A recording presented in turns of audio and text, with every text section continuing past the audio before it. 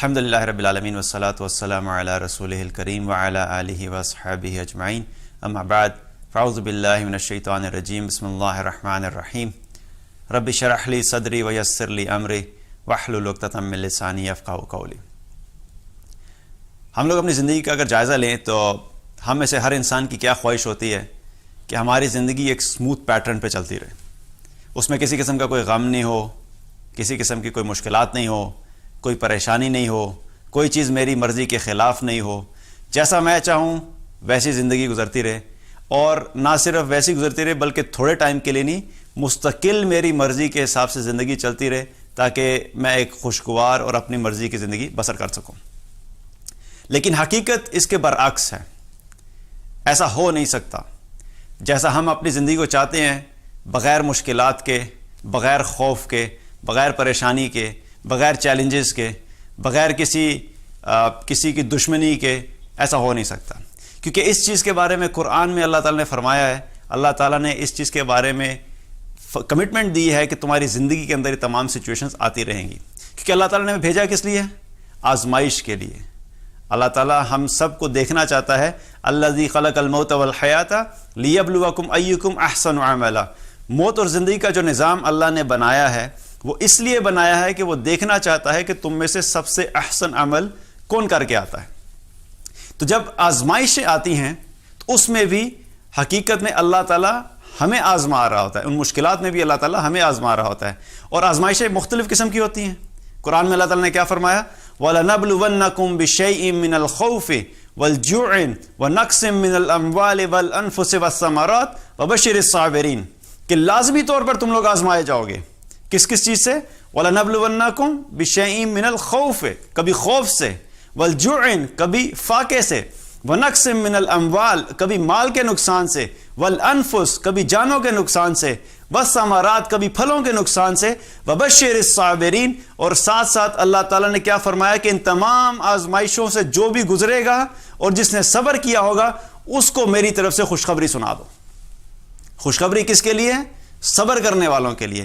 آزمائشیں آئیں گی، ابھی آزمائشیں ہر انسان کی زندگی میں ایک ہی وقت میں ایک ساتھ بھی ہو سکتی ہیں، اور کبھی کبھی کوئی کسی ایک وقت میں ایک ہے، کبھی دوسرے وقت میں دوسری آزمائش ہے۔ اسی طریقے سے جگہ چینج ہونے کے اعتبار سے بھی آزمائشیں مختلف ہو سکتی ہیں۔ ایک خاندان والے کی آزمائشیں جو ہیں وہ مختلف ہیں، دوسرے فیملی کے پاس آپ چلے جائیں تو اس کی آزمائشیں مختلف ہیں، اس کی پرابلم مختلف ہیں۔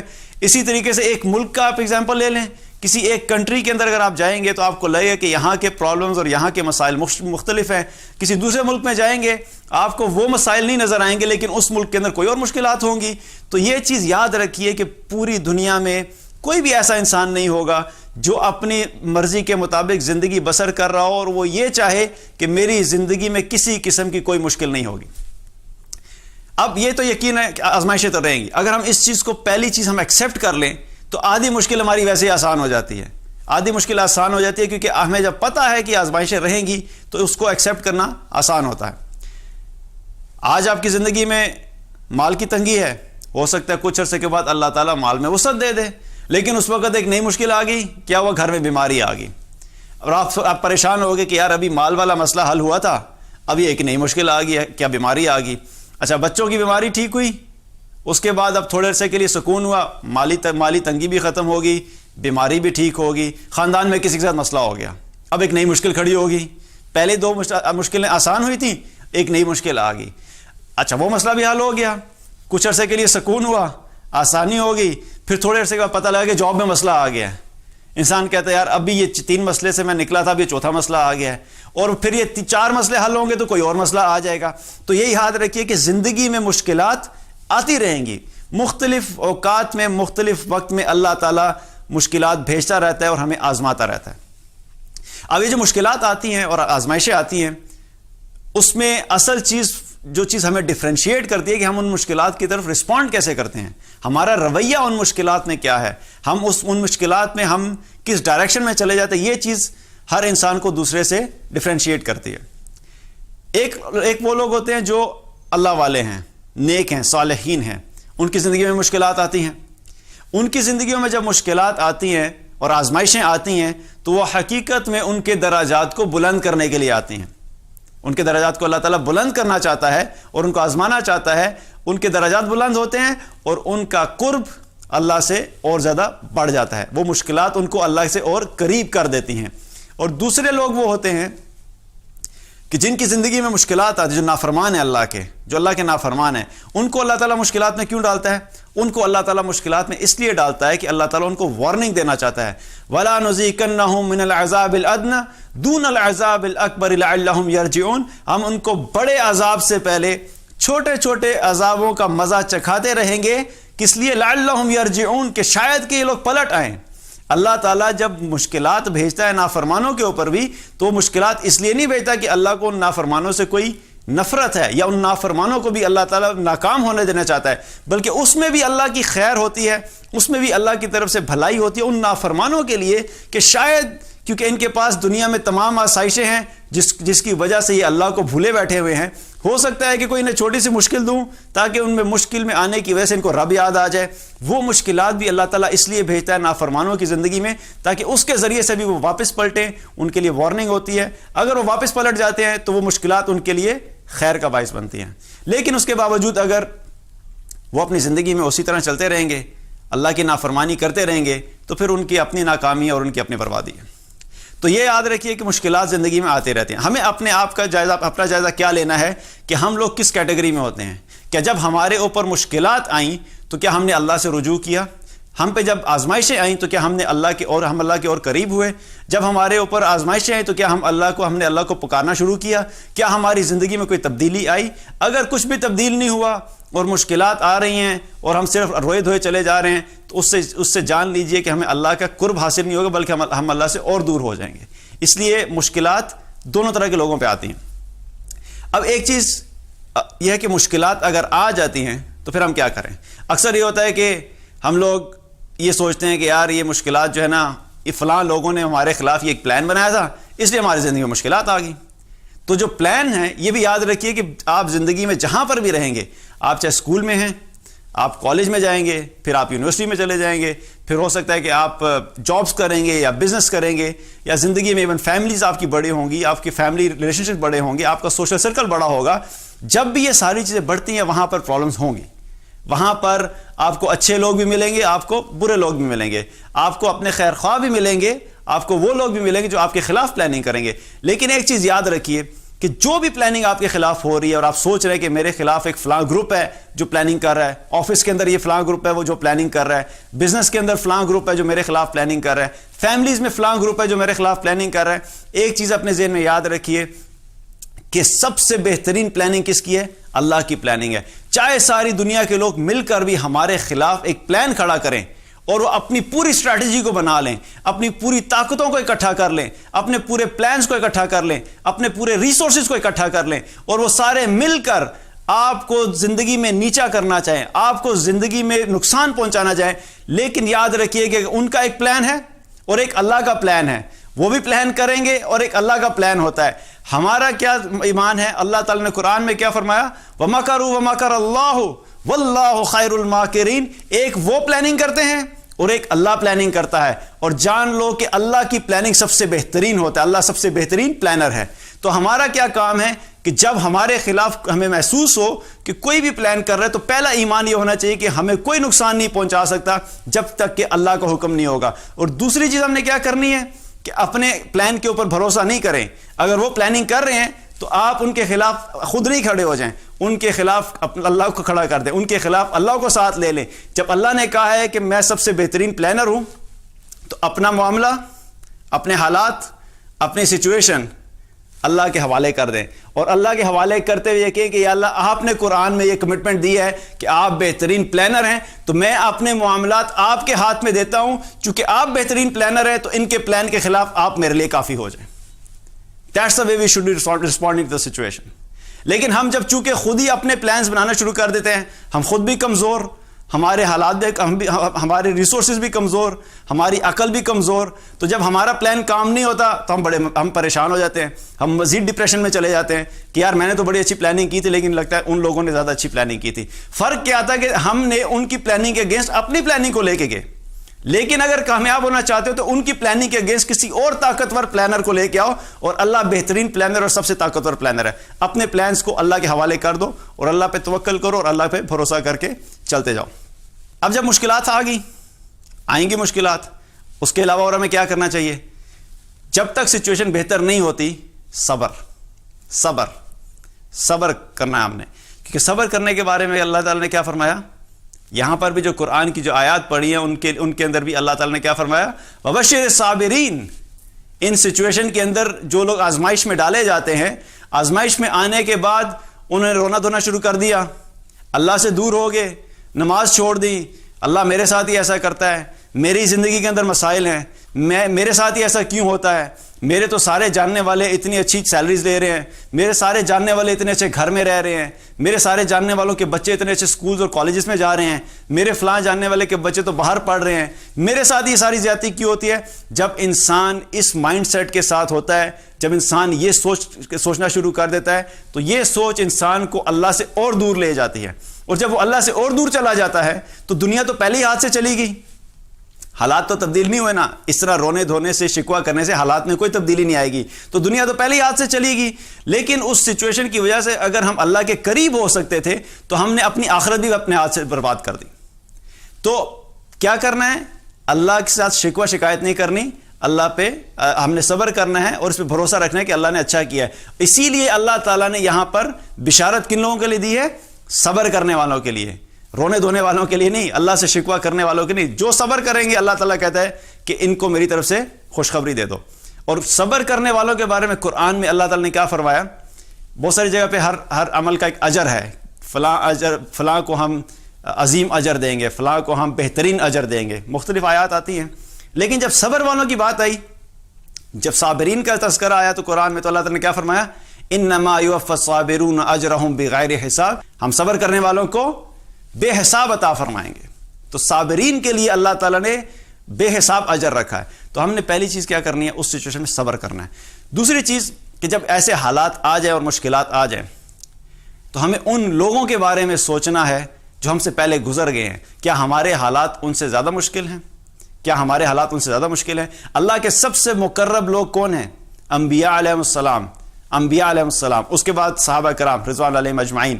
انبیاء علیہ السلام کی زندگیاں بھی اگر دیکھی جائے تو مشکلات سے بھری ہوئی تھی، آسان زندگیاں نہیں تھیں، ان کی زندگیوں میں مشکلات تھی. لیکن ان لوگوں نے سچویشن میں کیسے ریئیکٹ کیا، کیسے رسپونڈ کیا، that is a message for us. ہمیں بھی انہی کے نقش قدم پہ چلنے کے لیے چلتے ہوئے ان سچویشنز میں ویسے ہی ریئیکٹ کرنا ہے. غار ثور میں ابو بکر صدیق رضی اللہ عنہ، رسول اللہ صلی اللہ علیہ وسلم دونوں موجود ہیں، ہجرت کرتے ہوئے جا رہے ہیں. کفار مکہ ان کا تعاقب کرتے کرتے پہنچ چکے ہیں، غار کے بالکل منہ پہ کھڑے ہوئے ہیں. اب ابو بکر رضی اللہ عنہ نے جب یہ دیکھا کہ بالکل وہ غار کے منہ پہ کھڑے ہوئے ہیں اور رسول اللہ صلی اللہ علیہ وسلم ساتھ تھے، تو آپ سے سن کے کیا فرمایا کہ یا رسول اللہ اگر انہوں نے دیکھ لیا نیچے تو ہم پکڑے جائیں گے. تو کیا تھی دل میں، کیا کیفیت تھی؟ تھوڑا سا خوف محسوس ہوا، تھوڑی سی مشکل محسوس ہوئی، تھوڑی سی پریشانی محسوس ہوئی. تو رسول اللہ صلی اللہ علیہ وسلم کو کیا جواب دیا؟ لا تحزن. کیا فرمایا کہ غم نہیں کرو، ان اللہ معنا، ہمارا رب ہمارے ساتھ ہے. تو آپ صلی اللہ علیہ وسلم نے ابو بکر صدیق رضی اللہ عنہ کو کیا فرمایا کہ دیکھو ظاہری طور پہ تو حالات مشکل ہیں، ٹھیک ہے، نظر آ رہا ہے کہ یہاں سے نکلنے کا کوئی راستہ نہیں، ٹھیک ہے، نظر آ رہا ہے کہ جب وہ دیکھیں گے تو ہم پکڑے جائیں گے، لیکن اس چیز کے اوپر یقین رکھو کہ اللہ ہمارے ساتھ ہے. غم کی کیفیت آتی ہے، یہ ایک فطرتی چیز ہے، نیچرل چیز ہے کہ کوئی شخص یہ کہے کہ اچھا مالی تنگی آ گئی تو یار فکر نہیں ہونی چاہیے، یا فیملی میں کسی سے پرابلم آ گیا تو نہیں مجھے کوئی محسوس نہیں ہوتا. ایک نیچرل فیلنگ ہے جو کہ ہوگی.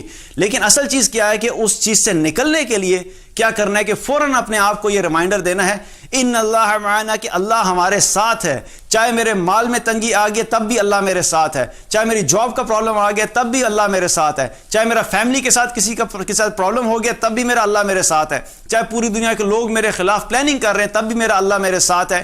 اس چیز پہ یقین کرنا، اپنے آپ کو ریمائنڈر دینا کہ جو بھی سچویشن ہے میرا اللہ میرے ساتھ ہے، وہ مجھے ضرور اس سچویشن سے نکالے گا. تو اس چیز کا ایمان رکھنا ہے کہ اللہ ہمارے ساتھ ہے. ابراہیم علیہ السلام اکیلے تھے، جب انہوں نے دین کی دعوت کا کام شروع کیا. آپ سوچئے کہ کوئی بھی شخص اور جوان تھے، نوجوان تھے، 14-15 سال کی عمر تھی. اب اس عمر میں جب کوئی دین کا کام شروع کرے تو انسان جب بھی کوئی بڑا کام شروع کرتا ہے تو قریب کے لوگ جو ہوتے ہیں اس کے سپورٹر ہوتے ہیں. اس کو امید یہ ہوتی ہے کہ کم سے کم میرا والد تو میرے ساتھ ہوں گے، میری والدہ میرے ساتھ دیں گی، میرے بہن بھائی میرا ساتھ دیں گے، میرے جو قریبی دوست ہیں وہ میرا ساتھ دیں گے. ابراہیم علیہ السلام کی سچویشن میں جب انہوں نے اللہ کی طرف پکارنا شروع کیا تو وہ بالکل اکیلے تھے، یہاں تک کہ ان کے اپنے والد بھی ان کے اگینسٹ ہو گئے. ان کے والد بھی ان کے اگینسٹ کھڑے ہوئے تھے، ان کے ساتھ نہیں کھڑے ہوئے تھے. ابراہیم علیہ السلام کے والد بھی ان کے اگینسٹ کھڑے ہوئے تھے. اب ابراہیم علیہ السلام کو جب انہوں نے بہت زیادہ روکنے کی کوشش کی ان کی قوم نے، اور وہ اللہ کے دین کے دعوت کا کام کرتے رہے، تو پھر انہوں نے ایک دن فیصلہ کیا کہ ابراہیم علیہ السلام کو ہم آگ میں ڈال دیتے ہیں، تاکہ جب آگ میں ڈال دیں گے نہ ابراہیم علیہ السلام رہیں گے اور نہ یہ مسئلہ ہوگا. اور آگ جب انہوں نے پلاننگ کی کہ آگ میں ڈالنے کی، تو انہوں نے کوئی ایسے پلاننگ نہیں کی اچھا چلو بھائی اب کل ابراہیم کو آگ میں ڈالنا ہے تو تھوڑی سی لکڑیاں اکٹھی کرو تو ہم کل یہ قصہ ختم کر دیں گے. آگ میں جب ڈالنے لگے تو کئی دن پہلے تک وہ ایندھن کا سامان اکٹھا کرنا شروع کر دیا. اب کئی دن تک لکڑیاں اکٹھی ہوتی رہی، یہاں تک کہ وہاں کی جو عورتیں تھیں وہ جب بیمار ہوتی تھی وہ نظر مانگتی تھی، اپنے خداؤں سے کہتی تھی کہ اگر ہم ٹھیک ہو گئی تو اس ٹھیک ہونے کے نتیجے میں ہم اتنا ایندھن ابراہیم کو جلانے کے لیے مہیا کریں گے، یہ نظر مانگا کرتی تھی. تو بہت سارا ایندھن اکٹھا کیا گیا ابراہیم علیہ السلام کو آگ میں ڈالنے کے لیے. اب جب آگ بھڑکائی گئی اور ابراہیم علیہ السلام کو آگ میں پھینکا گیا، اب آپ اس سچویشن میں سوچئے کہ منجنیق میں ڈال کے جب ابراہیم علیہ السلام کو آگ میں پھینکا جا رہا ہے، اب آپ اس خاص ٹائم کے بارے میں سوچئے کہ ابراہیم علیہ السلام جب منجنیق سے پھینکے گئے، جسے ہم کہتے ہیں ایجیکٹ کیا گیا، اور وہاں سے اب لے کر آگ تک کا جو سفر ہے، جتنے ٹائم میں وہ آگ تک پہنچنا ہے، پوری دنیا دیکھ رہی ہے جہاں وہاں پہ لوگ موجود ہیں، اور ظاہری طور پہ یہ نظر آ رہا ہے کہ کوئی ایسا راستہ نہیں ہے کہ اب ابراہیم یہاں سے بچیں گے. اور تمام لوگ اس چیز پہ شور ہیں، تمام لوگ اس چیز پہ کانفیڈنٹ ہیں کہ ہم نے جو تدبیر کی تھی ابراہیم علیہ السلام کو ختم کرنے کے لیے، اب وہ ہماری تدبیر مکمل ہو جائے گی. چند ہی لمحوں میں ابراہیم علیہ السلام ہوا سے ہوتے ہوئے آگ میں گریں گے، اور آگ میں گرنے کے بعد جل جائیں گے اور ہمارا کام پورا ہو جائے گا. Now coming back to the situation of Ibrahim علیہ السلام. ابراہیم علیہ السلام جب ہوا میں جو جا رہے تھے تو بالکل اطمینان سے تھے. لیکن کیا ہوا، اللہ تعالیٰ نے جبریل علیہ السلام کو بھیج دیا. جبریل علیہ السلام کو بھیجا کہ جاؤ جا کے دیکھو ابراہیم علیہ السلام سے پوچھو. ابراہیم علیہ السلام کے پاس جب جبریل آئے تو انہوں نے کہا کہ آپ کو مدد چاہیے، کوئی حاجت ہے؟ انہوں نے کہا ہاں ہے، لیکن تمہاری نہیں ہے، مدد تمہاری نہیں ہے. لک ایٹ دا توکل، اللہ پہ یقین کا. آپ دیکھیے کہ اس سچویشن میں حالانکہ جبریل آئے ہیں، یہ بھی نہیں کہ کوئی عام بندہ مدد کے لیے پوچھنے آیا تو ابراہیم علیہ السلام کہتے کہ پتہ نہیں کون آیا جس کو میں کہوں کہ ہاں میری مدد کر دو. جبریل علیہ السلام اگر آئے تو اللہ کے حکم سے ہی آئے ہوں گے. اس کے باوجود ان کا ایمان اور توکل اللہ پہ اتنا مضبوط تھا کہ مجھے مدد تو چاہیے لیکن تمہاری نہیں چاہیے، مدد اللہ کی چاہیے. دوسری طرف بارش کا فرشتہ اس انتظار میں تھا کہ کب مجھے حکم ہوگا اللہ کی طرف سے کہ میں بارش برسانا شروع کر دوں، کیونکہ اس وقت آگ کو بجھانے کا تو اور کوئی ذریعہ نہیں تھا، وہاں کوئی سمندر تو تھا نہیں کہ اس کو بجھایا جائے. سو دا اونلی آپشن واز، جو ہمارے ذہنوں کے اعتبار سے ہوتی ہے کہ اچھا یا تو ابراہیم علیہ السلام کو جبریل علیہ السلام یا کوئی فرشتہ آ کے ہوا میں اٹھا کے کہیں اور پہ لینڈ کرا دے کہ ان کو آگ میں نہ گرنا پڑے، یا پھر یہ آپشن ہے کہ پانی کا فرشتہ انتظار میں ہے کہ مجھے حکم ہوگا کہ چلو بھائی بارش برسا دو، میں بارش برساؤں گا، آگ بجھ جائے گی اور معاملہ ختم ہو جائے گا. یہ تمام وہ چیزیں جو ہم اپنے ذہنوں کے اعتبار سے اسباب سوچتے ہیں، لیکن سبحان اللہ، اللہ کا حکم کیا تھا کہ جب ابراہیم علیہ السلام کو پھینک رہے تھے تو ابراہیم علیہ السلام کیا فرما رہے تھے؟ حسبنا اللہ ونعم الوکیل. اس وقت بھی کسی بندے کی طرف نہیں دیکھا، کسی مخلوق کی طرف نہیں دیکھا، فرشتے کی طرف بھی نہیں دیکھا، جبریل کی آفر کو بھی ٹھکرا دیا. صرف اور صرف توکل کیا تھا کہ میرا توکل اللہ پر، اور وہی بہترین کارساز ہے. اور یہ کہتے جا رہے تھے، اور جب اللہ تعالیٰ نے یہ دیکھا اور ابراہیم علیہ السلام کو آگ میں پھینکا گیا تو جو ظاہری طور پہ ان کے نقصان کے اسباب تھے اور یقینی اسباب تھے کہ وہ یقینی طور پہ آگ میں جا کے انہوں نے جل جانا تھا، اللہ سبحانہ وتعالیٰ نے اسی آگ کو حکم دے دیا، یا نار کونی بردن وسلام علی ابراہیم، اے آگ ٹھنڈی ہو جا سلامتی کے ساتھ ابراہیم کے لیے. جو یقینی طور پہ نقصان کا سبب تھا، اللہ نے اسی نقصان کے سبب کو خیر کا سبب بنا دیا.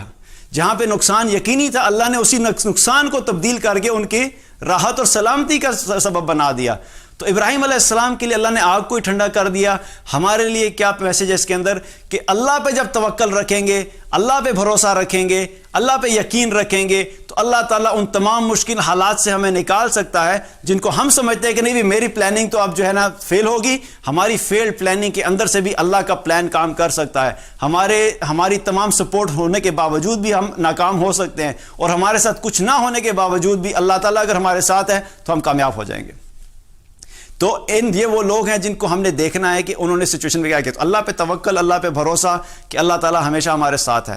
اسی طریقے سے ایوب علیہ السلام کی مشکلات کو دیکھ لیجئے. 18 سال تک اللہ تعالیٰ نے ان کو مشکل میں رکھا. کون سی مشکل ان کے پاس نہیں آئی تھی. ہم لوگ روتے ہیں کہ بھئی ہمارا مال کم ہو گیا, ہم لوگ روتے ہیں ہمارا صحت کا مسئلہ ہو گیا, ہم لوگ روتے ہیں ہمارے بزنس میں پرابلم آ گیا, ہم لوگ روتے ہیں ہماری جابس کے اندر ایشو آ گئے, ہم لوگ روتے ہیں کہ ہمارا گھر اچھا نہیں رہا, ہم لوگ اس چیز پہ پریشان ہوتے ہیں کہ ہمارے بچوں کی ایجوکیشن کہاں سے پوری ہوگی, ہم لوگ اس چیز پہ پریشان ہوتے ہیں کہ ہماری گاڑی اگر اچھی نہیں رہی تو پھر ہم کیا کریں گے. یہ ہماری پریشانیاں ہیں, یہ ہماری پریشانی ہے. لیکن آپ سوچئے کہ ایوب علیہ السلام پہ یہ تمام چیزیں ایک ساتھ آ گئی تھیں, تمام چیزیں ایک ساتھ آ گئی تھیں. ہماری سچویشن کیا ہوتی ہے, ہمارے پہ تو ایک ایک بھیجتے ہیں نا اللہ تعالیٰ. اللہ سبحانہ تعالیٰ ہمیں جانتا ہے کہ ہمارے اندر کتنی کیپیسٹی ہے اس چیز کو ہینڈل کرنے کی, اس کے مطابق اللہ تعالیٰ ہمیں بھیجتا ہے.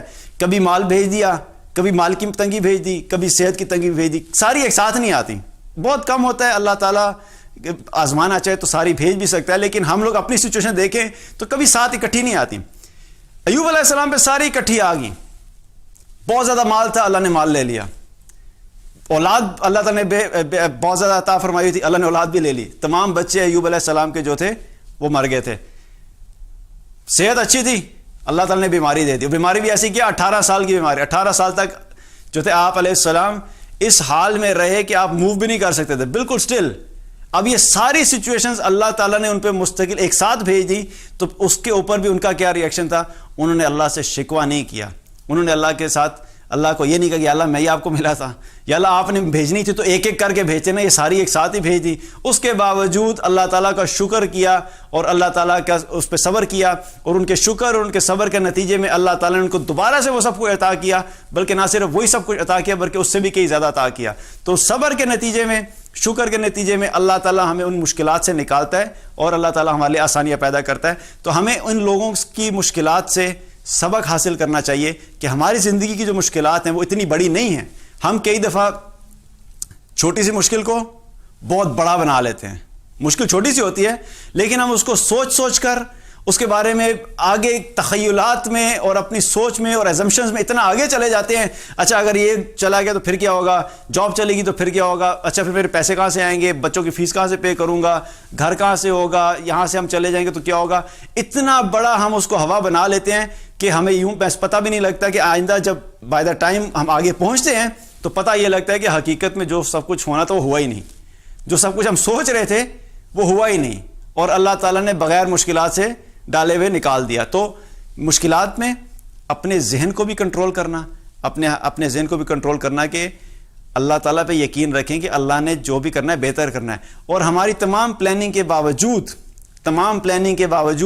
پھر بھی اگر فیصلے ہماری خواہش کے مطابق نہیں ہیں اور اس کے خلاف نکلتے ہیں تو تب بھی یقین رکھیں کہ اللہ کے نزدیک یہی چیز بہتر تھی, اس لیے اللہ نے یہ کرائی. کیونکہ ہمارا پلان ہمارے ذہن کے حساب سے اچھا تھا, لیکن اللہ تعالیٰ یہ جانتا تھا کہ یہ پلان میرے لیے بہتر نہیں ہے, اس لیے اللہ نے اپنے پلان کو امپلیمنٹ کیا اور یہ بتایا کہ دیکھو میں جو تمہارے لیے سوچ رہا ہوں نا وہ تمہارے لیے زیادہ بہتر ہے. تو اللہ کے فیصلوں کے اوپر مطمئن رہنا, اللہ کے فیصلوں کے اوپر یقین رکھنا کہ جو بھی فیصلہ اللہ کی طرف سے ہوتا ہے وہ بہترین ہوتا ہے. صبر کے ساتھ, استقامت کے ساتھ اس پہ چلتے رہے. ہاں یہ ضرور ہے کہ اس کا مطلب یہ نہیں کہ آپ اپنی محنت کرنا چھوڑ دیں, کوشش کرنا چھوڑ دیں, کوئی آپ اپنے اسٹریٹجی نہیں بنائیں گے, سب کریں, لیکن اللہ پہ ایمان اور توکل کو مضبوط رکھیے کہ اور اللہ تعالیٰ یہ یقین رکھیے کہ جب اللہ ہمارے ساتھ ہے تو ہمارا کوئی کچھ نہیں بگاڑ سکتا. ان ینصرکم اللہ فلا غالب لکم, اللہ تعالیٰ نے قرآن میں کیا فرمایا کہ اگر اللہ تمہاری مدد کرے تو تم پر کوئی غالب نہیں آ سکتا. وَإِن يَخْذُلْكُمْ, اور اگر اللہ نہیں چھوڑ دیا فَمَنْ ذَا الَّذِي يَنصُرُكُمْ مِنْ بَعْدِهِ, تو پھر اس کے علاوہ کون ہے جو تمہاری مدد کر سکتا ہے. اللہ کی مدد ساتھ لیں, اللہ پہ توکل کریں, بھروسہ کریں اور ان مشکلات کا سامنا کرتے رہیں. انشاءاللہ تعالیٰ اللہ تعالیٰ آہستہ آہستہ کر کے ہم ان مشکلات سے نکال دے گا. اور آخری چیز جو ہمیں ذہن میں رکھنی چاہیے کہ جب اللہ تعالیٰ مشکلات بھیجتا ہے تو جو لوگ صبر کرنے والے ہوتے ہیں وہ کیا فرماتے ہیں, کیا کہتے ہیں, وہ انا للہ و انا الیہ راجعون، کہ ہم اللہ ہی کی ملکیت ہیں، ہم اللہ ہی کا مال ہے اور ہم نے اللہ ہی کی طرف واپس لوٹنا ہے۔ تو یہ یقین رکھیں کہ ہم دنیا میں جب آ رہے تھے تو ہم اپنی مرضی سے نہیں آئے تھے، جس رب نے ہمیں دنیا میں بھیجا ہے وہ اس کا فیصلہ تھا۔ اس نے جب ہمیں یہاں بھیجا، ہمیں اس نے پالا، اس نے ہمیں رزق عطا کیا، اس نے ہمیں بڑا کیا، اس نے ہمیں سچویشن میں ڈالا، وہ سب جانتا ہے کہ ہم میرے بندے کے لیے کیا بہتر ہے کیا بہتر نہیں ہے۔ اللہ تعالیٰ نے ہی ہمیں پیدا کیا، اسی نے ہمیں اس سچویشن میں ڈالا، اور ایک دن آئے گا کہ ہم نے واپس اللہ ہی کی طرف جانا ہے۔ تو یہ یاد رکھیں کہ ہم اس مشکل حالات میں صرف تھوڑے وقت کے لیے ہیں۔ یہ حالات اگر ہماری زندگی میں رہیں گے بھی تو بہت تھوڑے عرصے کے لیے، کہ کچھ ہی عرصہ پہلے ہم آئے تھے اللہ کی طرف سے اور کچھ ہی تھوڑے ہی عرصے بعد ہم نے اللہ کی طرف واپس چلے جانا ہے۔ تو یہ جو بیچ کا تھوڑا سا عرصہ ہے، اس کو صبر کے ساتھ، ہمت کے ساتھ، اللہ پہ توکل کر کے، اللہ کا قرب حاصل کر کے، اللہ کو اپنے ساتھ لے کے گزاریں گے تو انشاءاللہ تعالیٰ یہ تھوڑا سا جو پیچ ہے بیچ میں، یہ بھی اللہ تعالیٰ ہمارے لیے آسان کر دے گا۔ جب یہ سب ہوگا تو اللہ تعالیٰ ہمیں دنیا میں بھی آسانی فرمائے گا اور اللہ تعالیٰ ہمیں ان لوگوں میں شامل کرے گا انشاءاللہ جو آخرت میں بھی کامیاب ہوں گے۔ اللہ تعالیٰ ہم سب کو عمل کی توفیق عطا فرمائے۔